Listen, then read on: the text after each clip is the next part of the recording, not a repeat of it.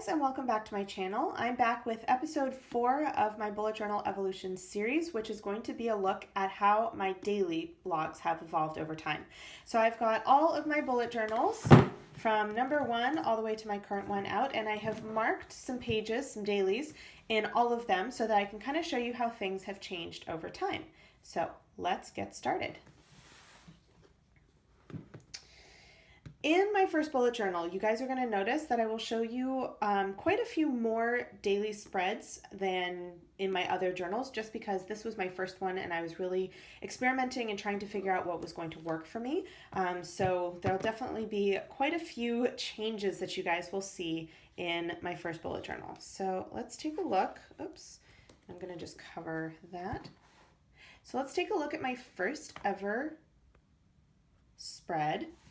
You can see very clearly that I was inspired heavily by Boho Berry. She was kind of the first person that I found who was doing more of the artistic style, which is what I was kind of interested in doing. And so my first couple of weeks, probably the first month at least of dailies, were very much inspired by her style. So you'll see that I have the header styles. This one was definitely inspired very heavily from hers with all of her arrows. I have the weather, I have the temperature, I have the time tracker with sunrise and sunset, and then I have the standard event task box, and I don't have any notes on this page, but I did use notes. And I initially started out using this just because I hadn't really seen a lot of different styles from other people at that point, and I wanted to get started and, get back to organizing my life and all of that. So I just kind of ran with this for a while. And eventually what I realized fairly quickly by mid-month-ish was that I really could not cram too much in mine because I tend to have a lot of tasks. So you'll notice that I started very quickly doing 2 columns of tasks for most of my days so that I could then fit 2 days on a page. And I started fairly quickly into bullet journaling, actually doing a little bit of journaling at the bottom of my dailies. So whatever extra space that I had left at the end of the day, I would kind of do a little recap of my day, what the highlights were, what have you, all that kind of stuff. So I kept doing this for a little while. And then I started experimenting. So one of the first things that I decided to play around with was doing vertical dailies. So I split the day in half, and I actually did it for most of this week. It wasn't actually the entire week, but I liked how this spread kind of showed it. So I had the time tracker along the left side on like a vertical kind of orientation there. I have my header up top, and I had still kind of a fancy header, the date, and then the weather, but much smaller so that I could fit in more. And then I tried to put anything that was actually an event near where that event was on the time log, and then fill in any tasks around it. So things, for example, if I thought I would get it done in the morning, it kind of went up closer to the top. And if I thought it was going to be the afternoon, it was kind of closer to the bottom. But otherwise, only the events were kind of placed particularly along the tracker. And still, I kept up with doing my journaling at the bottom, and you'll notice that this week was actually in Spanish, so my journaling is in Spanish, and any like little random notes I had were in Spanish as well. And one of the things that I ran into was, obviously, I had 7 days of the week, and if I fit 2 vertical dailies per page, obviously Sunday is going to be extra. So this was one that I had a full page to do. So I did keep my time tracker up at the top here, had my header with weather and whatnot, and then I did all of my tasks down here, and then I ended up going into Paris, so I just did a little thing for Paris over here and then journaled in the rest, so that kind of used up the rest of my space. And I did not stick with the two dailies on a page for very long. I very quickly moved over to giving each day 1 full page, but still with that kind of vertical setup. So still with the time tracker, still journaling at the bottom. I was playing around with doing the date in different places. So I had it down at the bottom here. And this week was actually in French. So I also was doing journaling in French. You'll notice I skipped lines because I didn't have that much to say and I had a lot of space left. Playing around with doodling and that kind of stuff. And then I kind of gave up with the vertical thing. I was still doing the time tracker, but I put it up top, and I went back to doing 2 columns. which was a little harder to do when I had that vertical tracker here, but when I had kind of the full page, it's easier for me to do the 2 columns and then still the journaling at the bottom. And you'll notice throughout that I kind of have these little tomatoes. These are for the Pomodoro Technique. I believe it's technique, not method. The Pomodoro Technique, where you basically set an alarm for 25 minutes and you work on whatever task it is until it goes off, and then you take a little break. And after you do like 3 of those, then you take a longer break. You can see I was not always very good about doing them, but I tried. So that was kind of a standard style that I kept, but I just sort of tweaked. So I started playing around with vertical headers, and then using this section in here for information. I still was doing all of my extra header stuff. I had a little list here for things to do for Sunshine and Stationery, because at the time I was doing multiple challenges. So that was to kind of help me remember to do my challenges. And I also started doing little like lettering and memory type things in here in addition to journaling. And this was my week in Italian, if you guys can tell. And that kind of continued on. I did eventually move my Sunshine and Stationery stuff down here. So I had a little side box that was specifically for things for Instagram. And then I had to go with any challenges. If it was something small that I could do on my daily, I would do it on my daily at the bottom of the page. And then I could, take a picture if I wanted to do that, have my tasks going. And then this journaling was always filled out at the end. So during the day, I actually had basically tasks, Sunshine and Stationery, and then a big blank space. So it was not as kind of crowded looking. So I would fill in any journaling and doodles at the end of the day. Also any lettering kind of stuff would be kind of at the end of the day as well. I also started playing around with separating my tasks by work and personal and actually labeling 2 different columns. And you'll notice that I kind of kept doing that. So this is pretty similar to all my other spreads. I just wanted to show you guys. I did actually play around for a little while doing stamps, and I kind of followed the shape of the stamp and did work under, because I usually had fewer things going on with work. It was just going to be chunks of time, and then have home on the larger space, and still going on with challenge stuff and journaling over here. This went with the first time I ever did my vacation weekly, which if you've seen my Bourgeois evolutions for my weekly log, you'll have seen that. And this is actually the journaling that goes on with it. So I had a tracker that I filled in here just to kind of give myself a little bit of extra space, because I didn't have as much space on my weekly for that kind of stuff. And I ended up going through and journaling. So I would just do the header, journal, whenever I finished, do the next header, and so on. And then what I actually ended up having is full page dailies on the weekend. And again, I have the 2 columns, and you'll notice that I started to simplify, at least for this week especially, I simplified my headers and didn't really have any of my trackers or weather or any of that kind of stuff. So after that, I basically simplified a lot more. I stopped using weather and the tracking time bar altogether. I realized that one, I tend to look at the weather in the morning when I get up, and where I live, it tends to change fairly drastically. 2, I didn't really care to have a log of that in particular, and I've not been doing it for a while, and it hasn't really been an issue, so I probably will continue to not do that. And with the time tracker, I realized that even though it was a really nice idea to try and plan out how you'd like your day to go, I'm really, really bad at sticking to it. Despite my best intentions, even if I have a productive day, I'm just really bad at sticking to it. And it was making me feel really guilty, even on days when I was getting a lot of stuff done. So I just stopped doing it. So I did play around again with these vertical headers and separating out into work and home, but that was kind of the extent of my extra decorations. And I kept doing this system up until my second bullet journal. So in my second... let's see. I moved my bookmarks to mark my pages, and now I'm forgetting if I did that or not. So into my second one, I had a very similar setup. So still with the vertical headers. I stopped doing the 2 columns, but I did still kind of organize. You can see I, tabbed over. It's not the word because I was writing and not on the computer, but kind of tabbed over and had little sub categories to tasks, and then a lot of journaling. Let's see. I did, despite realizing that I was not good about doing the trackers, I thought I would give it a shot one more time and see if there's a way that I could make it work for me.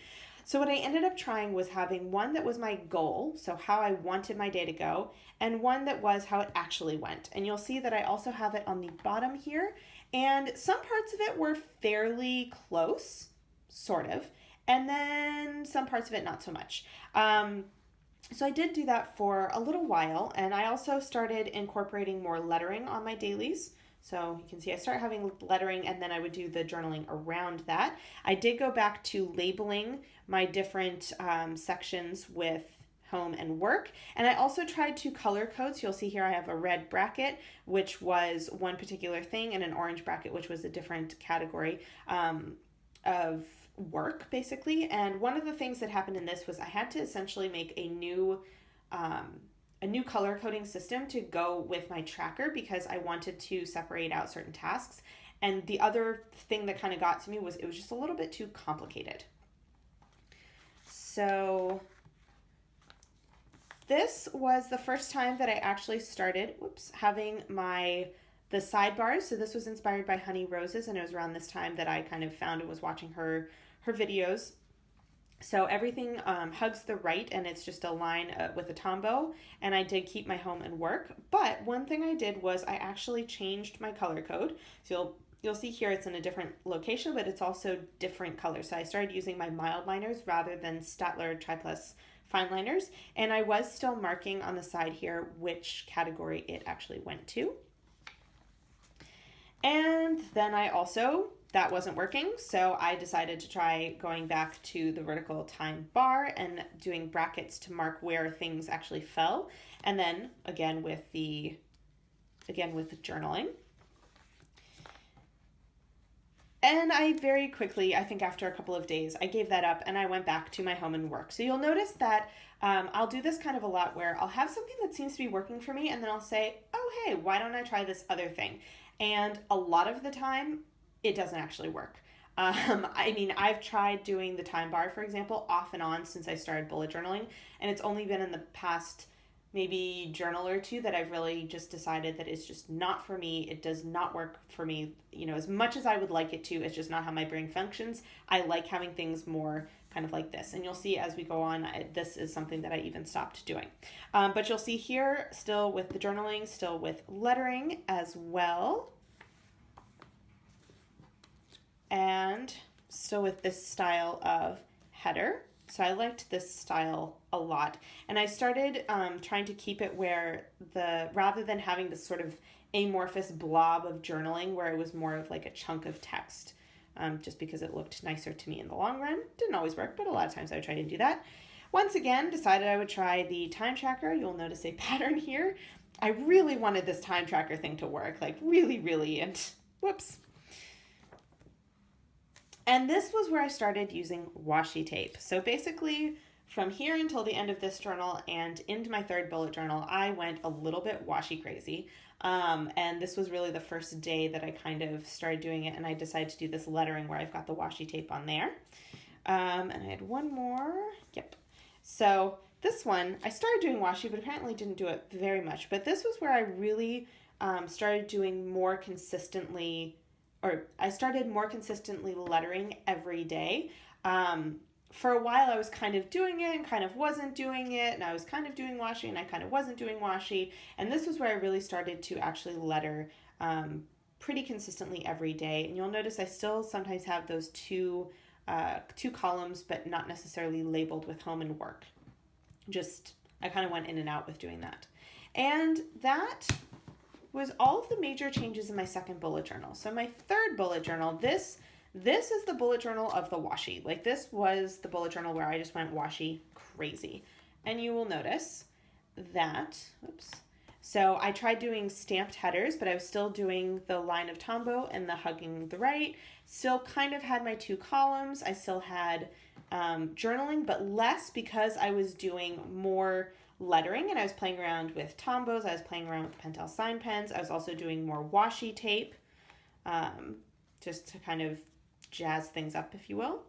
And this basically went on for like 2/3 of this bullet journal, where I was doing a full page daily with, I would pre-washi, kind of, I'd do kind of a theme for a week by the end. And so I kind of pre-washi each day where I kind of knew on the bottom I wasn't going to have tasks there, so it didn't really matter. I would do my tasks, and then at the end of the day, with whatever room I had left, I would go in and do some kind of a lettering and some kind of journaling. And that went really well up until, so this is the end of November. I did that up until the beginning of February. And February was when things started getting really crazy with university, and doing a full page daily was just going to be way too much for me. It was too much work.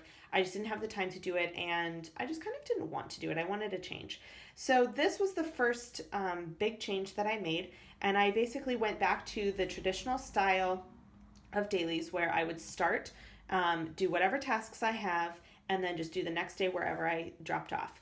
So this was one that I actually got 3 days on one page, which is pretty rare for me. I don't do that very often. It does still happen, but it's not very frequent that I do that. I had one day that I tried doing a time tracker and gave it up as a lost cause.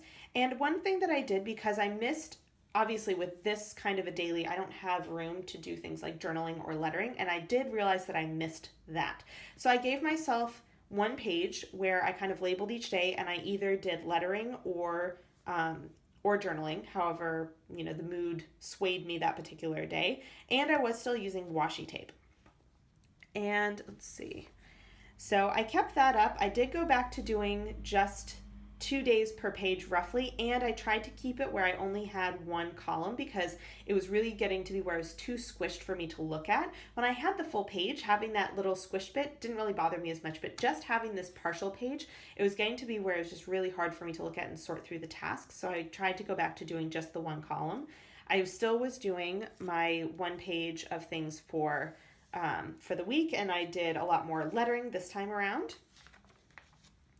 And this particular spread was where I started doing my more spaced out writing. So you might have noticed that I really only write one letter per box, and I believe it was probably Kim, Tiny Ray of Sunshine, who inspired this. I think she writes like that a lot in her journal, and it just has such a nicely clean and spaced out feel, and it's because it's one letter per box, everything has kind of a standard look to it, and I really liked that. So this was where I started playing around with that. It did spread things out more, but I feel like my writing overall is neater because of how I'm forcing myself to space it out. And so this is something I've actually kept with since then. Every once in a while I'll have a spread where I do kind of standard writing just because I need to fit more in it, but most of the time I'll do it like this. Obviously still had the washi, was still doing kind of little headers, but you'll notice that it was really just the day, the day of the week, the date, and the month, and that was it. And it's kind of something I've stuck with. I don't really do a whole lot else with my headers. I tend to use my headers as an opportunity to letter, so I don't tend to do other doodles and stuff very often. The one exception being sometimes I'll do it for October. And then I decided that I didn't like the way that I was doing my week, having the letter thing. It was just really jumbled, and the way that I was kind of changing my style was looking a lot cleaner, and so I didn't like how messy that looked. So I decided to do a little weekly recap with journaling, so a couple of lines about my day per day, and still going on with the spaced out lettering, the simple headers, and washi tape. Until about a week or two later when I decided that I was going to try a super minimalist look. I was just ready for a change, and I had, I follow a lot of people on Instagram that have more minimalist styles, and I always really like it. I love the arty stuff too, but I really do like the appeal of kind of the minimalist, just focusing on the task kind of style. So I set myself a challenge where I was only allowed to use black or gray ink. So you'll notice this is a Tombow. Actually, these two are both Tombows in gray. And then I was using fountain pen where I had gray ink and fountain pen here to write. But no color. I didn't do any sort of fancy lettering for my headers. I just did a standard header, really quick to do. So this actually was probably the week and days that took the least amount of time to set up because it was basically just print. And I didn't even switch pens that often. I think I did a separate pen for the header just because I wanted to have black ink, and then I wrote in gray for everything else. And I really did like that, but you'll notice in my fourth bullet journal that I did once again change. So that actually, at the end of my third bullet journal, once I started doing that minimalist style, that was when I stopped using washi tape. And one of the reasons I stopped using washi tape was because it was really chunking up my book and it was making it kind of lumpy to write on, and that was starting to bug me. So in my fourth bullet journal, I decided to not do any washi whatsoever. I kind of took a little hiatus. Let's see. Nope. Where's my first one? Here we go. So I did start reintroducing color again for the headers just to make them stand out a little bit more. I made them bigger and I changed colors, but I wasn't doing any sort of fancy lettering. Everything else, however, was the same, all of my spaced out lettering. I did switch over to doing dots and tiny circles. So tiny circles for events and dots for tasks, along with, once again, I apparently don't have very many notes, but little dashes for notes. And eventually, so this was the summer. So during the summer, I switched to a one-page weekly, but I also went back to doing a little bit more lettering for my dailies. So I spent a little bit more time setting up my headers. Not very much time. This actually didn't take very much time at all. But I did start, introducing fancier lettering, doing little effects. Later on, I started doing watercolor lettering, that kind of stuff. But the rest of it basically stayed the same. And let's see. Nope. This one I apparently did not move the bookmarks to go to. And basically that's the way that I went out with the rest of this notebook. Like I said, I played around with watercolor lettering. I went back to doing Tombow headers, which with Tombow pens, obviously it just gets a lot bigger. And yeah, that was basically the system that I kind of stuck with. And that brings us up to my current and fifth bullet journal. So I'm only 2 months in, and I have to say that, it really hasn't changed that much. I really like lettering. That's one of the things that I've kind of learned as I've gone through with everything and as I've done more like minimalist and not as minimalist. I love doing washi tape, but now I tend to do that for things like junk journaling or for Happy Mail. But in my bullet journal, I like it to be much more minimal, with the exception that I love lettering and being able to letter every day, even if it just means doing my header. That's something that I really enjoy. That's basically my form of practicing lettering, so I can, keep improving and trying out different styles and that kind of stuff. So that's something that I have kept. I do switch colors. I tend to pick colors that I have out. So for example, if I have colors for the month, then those tend to be the colors I kind of rotate through, or I'll use my color coding colors. I try to keep the number of pens I use to a minimum, but then I try and switch them out periodically so that I can use all of my different pens. But having a nice lettered header is something that I really enjoy, and it just, it stands out so I can very, very clearly see what day I'm on. But you'll notice that the rest of it, I only have one column of tasks. I have stuck with the more spaced out writing. I don't really do any sort of like doodles. I don't journal in here anymore. I've just really kept this as much more minimal, and this really helps because one of the other changes that I've made is something that Boho Berry also does. It's actually where I got the idea from, where basically anything that's on this spread counts as an open task. So if I have something on Monday and it is Thursday, then I won't actually migrate it until I turn the page. So when I'm on Thursday, I still look at all of my open tasks. The one exception being if I have a day where I have a lot of tasks and I got a lot done, I've got like maybe one or two that are left. Sometimes I will migrate them to the current day just so they're easier for me to find so I don't kind of lose them in the shuffle. But if I have a day where I've got kind of a lot that I didn't get done, I'll just leave them as open tasks until I'm ready to turn the page and start a new spread of dailies. But yeah, that is basically my evolution, and I'll give you guys a side-by-side so you can see the first, where's my bookmark? So you can see my first dailies to my current dailies. So you can see there's definitely been a big change. One of the things that I've really come to terms with is that, you don't have to do all of the cool, innovative little things that everyone else is doing if they don't work for you. I love the idea of doing a time bar and doing the weather and like having that information in there, but it's not something that I personally find useful, and so I've stopped doing it, and that saves me time that I can use to do for other things that I do find more useful. Doing things like having my gratitude log every day, or, filling in my memories log periodically. I would rather spend time doing that than have a morning setup that takes me a lot longer, just because, you know, for me, having that extra time in the morning to do other things is more important than having this information that I realistically am probably not going to look back at. So definitely one of those things, like if this kind of a setup or if like a really intricate setup works for you, like absolutely. And if it doesn't, there is nothing wrong with that. You can do whatever you want with your dailies in your bullet journal. So if you guys have any comments or questions about the evolution of my dailies, about how I use my dailies, or anything bullet journal related, please feel free to leave them down in the comment section down below. If you like this video, please consider giving it a thumbs up and or subscribing to my channel. I hope that you guys have a great day, and I will see you guys in my next video. Bye.